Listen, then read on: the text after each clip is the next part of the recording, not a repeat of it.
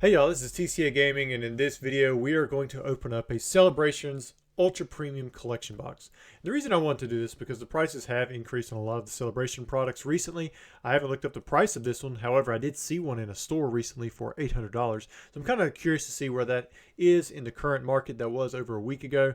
Who knows, it may have went up, it may have went down. The guy may have not even had his prices correct, but I want to look it up in real time with you guys now. Then we're going to open up the Ultra Premium Collection box. We're going to open up all the packs, and then I'm going to take the cards that are inside, including the promos that come with it, and I'm going to submit them to a grading service and see if we actually can make some money off of the UPC as it is. Or does it just hold a premium because it's a sealed collection box? Usually there is a premium to having the stuff sealed, but with the way grading goes, can we get lucky? Can we find something that's in good condition? We're going to find all of that out now.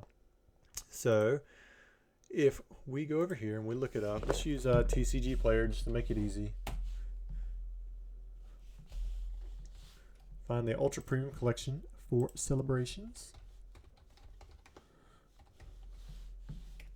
Sorry, like my keyboard is way up front. All right, not the code card. There we go, just a single. Okay, so this has it at $850. If we're looking at the sales, looks like 19 sold last week, another 5 sold. This week so far at around the $800 price range, so maybe $800. Yeah, the market price is showing $800, even though the cheapest is $850. So it's probably right around that $800 mark what we're looking at.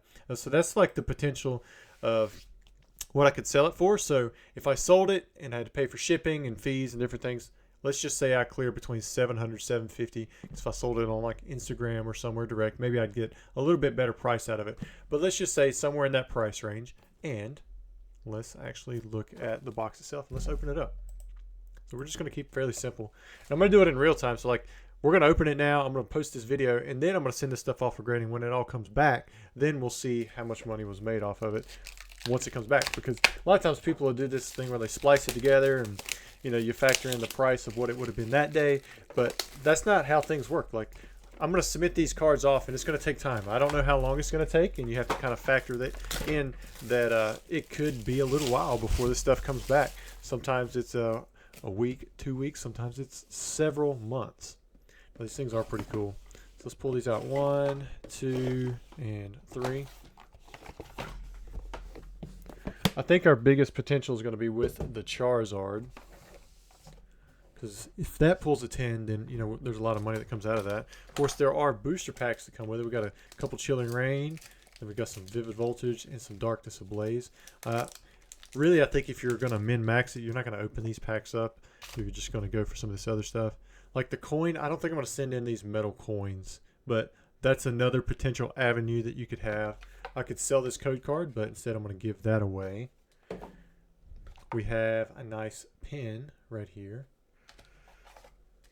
We have a metal Pikachu, and what I'm hoping for is that these don't have the metal dings, because this was a loose box. I don't know if it came from first print or the later prints, and the first prints actually, the ones that I had these issues around the borders where it almost looked like they were hit with a BB, and from what I'm seeing, this actually looks pretty good. I mean, this looks to be, you can kind of see a little mark right there, but that flaked right off. So this one, the Pikachu, looks really nice. Front side, it's got a little scuff right there. Maybe a little bit of something coming off the edge there. What I'll probably go back and do is I'll come at this and I might hit it with just like a cloth lightly, see if I can pull off anything. But the surface on these metal cards, it's easily damaged. So you want to be careful and not create scuffing and scratching. But like here, I'm going to show you if I put my thumb right there. Well, what it can do, well, I guess maybe my hands aren't greasy right now, but what they'll do is it'll actually cause like a fingerprint on it. You can kind of see where the fingerprint is, but I'll make sure that in itself is wiped off. And on the back side, you can see there's a little bit of what looks like some foiling there on a couple of the edges. But again, I'm going to go through, I'm going to just slightly wipe them down before I send them off. I want to pull off any dust that might have accrued on the surface of the cards. Because these are fairly expensive. But we also, that's not the only thing that comes in here. So like we've got several of these celebration packs. We're going to open those up, and maybe with a little bit of luck we'll pull something nice. But we have a few other cards too that do well. We've got a Pokeball promo, and then we have a Pikachu V full art promo. These celebrate the 25th anniversary. I can't tell for sure because it's still in the packaging, but it looks like there's a white dot there, maybe a little OC on the Pikachu. The Pikachu's worth more than the Pokeball, but again, it looks like there might be a white dot there. These aren't the easiest 10s, but we'll submit all 4 of these cards for sure, and let's just hope that we run into a little bit of luck and we pull some decent cards out of these booster packs. So I'm going to start with the Chilling. Well, let's do the Chilling Reign after the Vivid Voltage and the Darkness Ablaze, and then we'll do the celebration packs. Darkness Ablaze, really, it's Charizard VMAX or bust from what I remember. But I could be remembering wrong too, I don't know. There wasn't a whole lot to this set. Looks like a lighter border, doesn't it? That's kind of cool. Yeah, there's nothing there. It's like all of those would just go into bulk. Now you could sell out the packs individually. Looks like we do have a hit coming in this one. Nice, got a Butterfree VMAX. I think that's about a $5 card. Now, if the centering is good, usually the condition is really good from this set. All right, the centering isn't too bad. I think that might have a shot. So this will be. We'll submit this one as well and just see if we can get something out of that. Let's go Vivid Voltage. I want you to put down in the comments, should I go with CGC or PSA? On the one hand, PSA is going to be a lot more expensive, probably going to take a longer time, but they usually yield a higher rate. Ooh, look at that nice reverse hollow Snorlax. I'm going to give that one to my wife. Whereas CGC is quicker, they're cheaper. But if you do get the regular CGC 10, it's a lot less than the PSA 10. You know, if we hit the pristine, you know, there could be there could be some price incentive there on the upside, but it is pretty tough to get that pristine 10 on the English cards. If these were Japanese cards, I think it's a little bit more doable. It's a little bit easier, but then again, with Japanese cards on the PSA side, you almost always get PSA 10s. Like the hit rate for the 10s is much higher. So the Colossal V, I think this is just like a standard bulk. So it's nice that we got a hit, but I'm not going to submit that to PSA. I'd be better off submitting like a common Pikachu, in my opinion, than something like that. Or even CGC. All right, Chilling Reign. Uh-oh, what do we have here? Galarian Articuno V. I like that. We'll look at the condition of it. Centering is a little off, but not too bad. You know, I think that we'll take a shot with this one and we'll submit this Galarian Articuno V and see what happens with that. So we've got 2 hits, and then of course this Snorlax. I'm not submitting this one, although it wouldn't be a bad candidate. Like, well, maybe if you didn't have that whitening along the top. That's just where a bad cut was. I don't know if you guys can see it or not. It'll be easier if I put my finger there. But Snorlax, it's a popular Pokemon. A lot of times that kind of stuff will sell better even than a hit like I said, the Colossal V. Porygon, Kecleon. Is that a... I think that's just other Kecleons. It's like, if that's a cameo, I'll get that to my wife. All right, last Chilling Reign pack. And like I said, I think the true min-max, if you're trying to do it for something like this, you grade the promos if they're in good condition, and then the packs you might want to just sell those because you can get back a decent chunk of value, and very quickly. You don't have to wait for the stuff to come back around. Although waiting may be in your benefit. That's what I do with a lot of my stuff. I'll break it down, and because I don't have the room for everything, and then I'll keep the packs for a long while. Like when they had the Lance's Charizard and the Pikachu V-Union Celebration releases, and there were just pallets that you could buy from your distributor, I would do that, but I don't have room for that. So I have to break everything down, and now I've got 5 row boxes full of celebration packs. Nice, which I think this guy right here has increased in price, in which we'll send him off to PSA. I don't think he'll get, I see a little ding right there, a light ding. This one is very tough to get in a 10 for whatever reason. I will say, I remember having a stack of about 60 of these things, and I looked at them and I was like, man, none of these, I don't think any of them are going to get a 10. They had print issues, they had border issues. I mean, it was just surface. There were several things that caused Pikachu to be one of those cards that just, I mean, it's going to have a tough time getting the 10.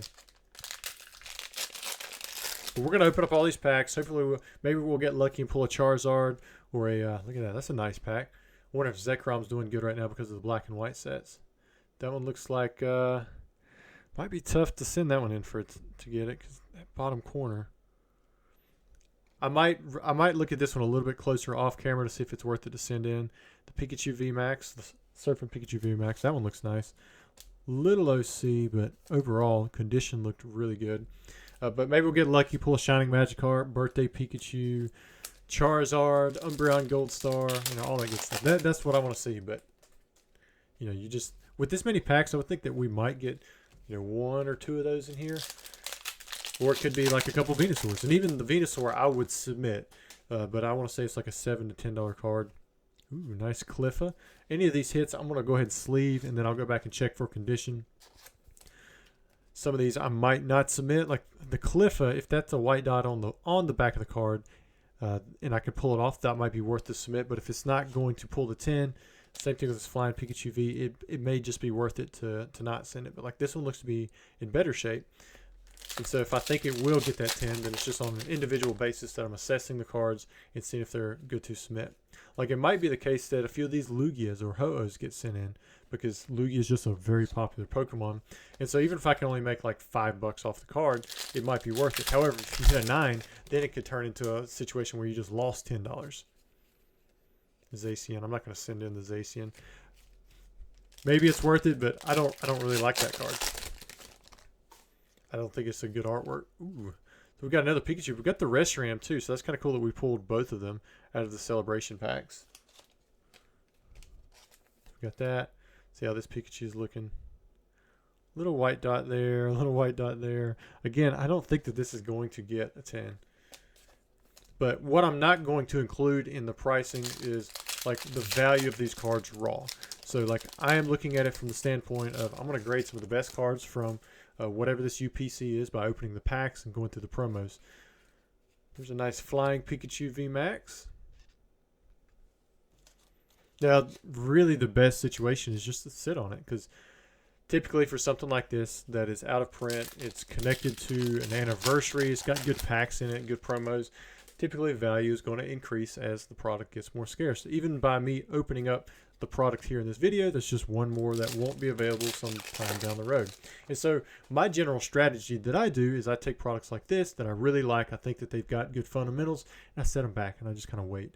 And I wish I'd been doing that, of course, all along, but I never had really the capital means to be able to sit on, say, cases of Primal Clash. I really had to move the product my first 10 years or so of selling. Just whatever I got in, I broke it down, or I moved the boxes sealed, did whatever I could to make sure that the money was flowing through. But as we got into Scarlet Violet, I was able to set back cases of certain things, elite trainers, and that kind of stuff. So I'm lucky to be able to set back some items like this as they have released, and I was able to get in at a decent time when people were very bearish on products. So like even these Celebration UPCs, they were fairly expensive, I guess, if you could compare them to, say, like the Charizard UPCs or the 151 UPCs when they first come out. However, they pretty much stayed around the $300-$400 price range for a long time. I was trying to pick up cases for a decent time at about $1,200, which is, there's 4 per case, so that's $300 per. And I got some here and there. I was able to pick up quite a couple Collecticons ago, and get up to the number that I wanted, which was around 100 of those. But I prefer the sealed cases because I like the fact that the case itself it's almost just like another layer of authenticity.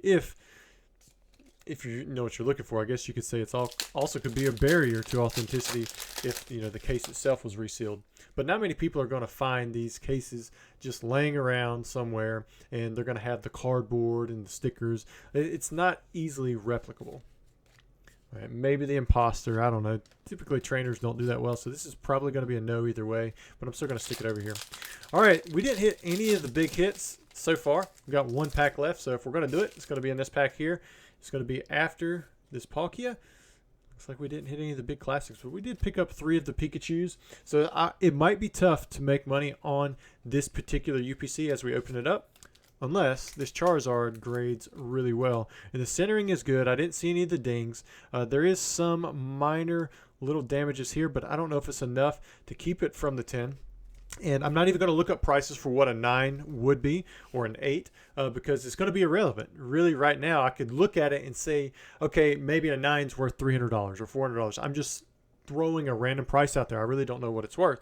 But by the time it's graded and it comes back, the market could have completely shifted and changed. So that's going to be more relevant to my bottom line. And at the moment, I've already invested this money, or I bought it at a different price, but I could have sold it sealed today for, say, 750 cleared.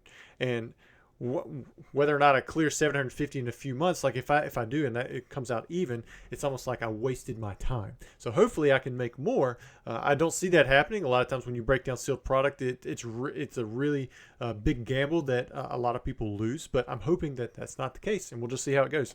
But anyways, guys, let me know what you think. I'm leaning towards PSA just because I realize that's more mainstream for a lot of these cards. However, if you guys think if you have a case for why I should do CGC so that I can get it back a little bit more quickly or cheaper, something outside of those reasons, I'd love to hear them. So please put them down in the comments. I probably won't submit these cards off for at least a few days. I'm going to see if you guys, if there's a strong argument made one way or the other that convinces me and changes my mind. Thanks.